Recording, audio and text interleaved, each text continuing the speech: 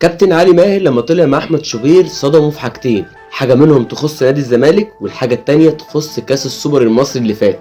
تعالوا نشوف اول حاجه اللي هي تخص نادي الزمالك، وبعد كده نشوف موضوع السوبر المصري الاخير. لكن الزمالك قوي بجمهوره، يعني عنده جمهور وعنده حاطط لك السيستم بتاعه والجمهور بتاعه ومقويه ما يخلكش تحس بيه قوي.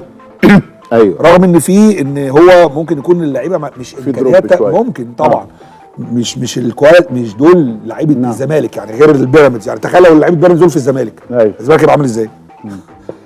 تخيل لو لعيبه الاهلي دول في الزمالك لما كانوا في، حتى لما كانوا في الزمالك كانوا جامدين. نعم طبعا يا كابتن علي، جمهور نادي الزمالك رقم واحد في مصر ورقم واحد في التشجيع على مستوى العالم كله.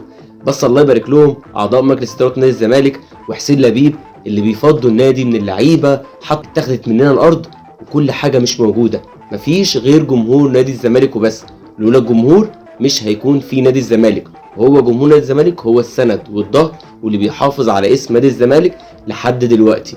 اما بقى بالنسبه لتاني حاجه على موضوع السوبر المصري، تعالوا نشوف كابتن علي كسف احمد شوبير في ايه بالظبط. زعلان بعد ماتش الاهلي الاخراني في السوبر؟ طبعا طبعا. حاسس ان انت اتظلمت؟ يعني عارف انت، بس يعني بتبقى عايز، يعني عايز حقك بس يعني.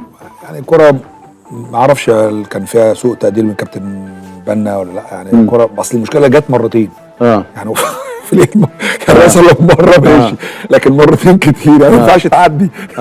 انت شايف اللعبه، انت عارف مثلا لو انت بعيد، انا شايف كابتن بنا واقف شايفها، بس وجهه النظر الثانيه بتقول ان كابتن بنا شايفها والفار شايفها والاثنين ما حسبوش.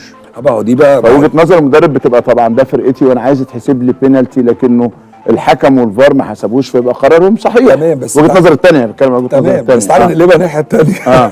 لو الكره دي للاهلي، شايف النادي الاهلي كانت تتحسب. طبعا ده من اول مره كانت اتحسبت على طول. احسن حاجه قالها كابتن علي ان الكوره دي لو كانت النادي الاهلي كانت اتحسبت ومن اول لعبه، مش استنى اللعبه الاولى ولا الثانيه. وهو ده اللي بيحصل من التحكيم مع النادي الاهلي، اي لمسه اي فعل بيحصل معاه لازم يستفاد، يتحسب له ضربه جزاء، يتلغي له جون دخل فيه، تتلغي له ضربه جزاء محسوبه عليه. المهم ان هو يستفاد من التحكيم وبس، وهو ده اللي اكده لاعب سابق كان بيلعب في النادي الاهلي هو كابتن علي ماهر، واكد ان هو كمان اتظلم في ماتش السوبر المصري الاخير. بالرغم من كل محاولات احمد شوبير ان هو عايز يوقعه ويعرفه ان الكوره كانت لازم ما تتحسبش ضربه جزاء، بس الراجل عارف ان هو اتظلم، وعارف ان هو لو اتحسبت النادي الاهلي كانت اتحسبت ضربه جزاء من اول لعبه مش من تاني لعبه زي ما هو قال بالظبط.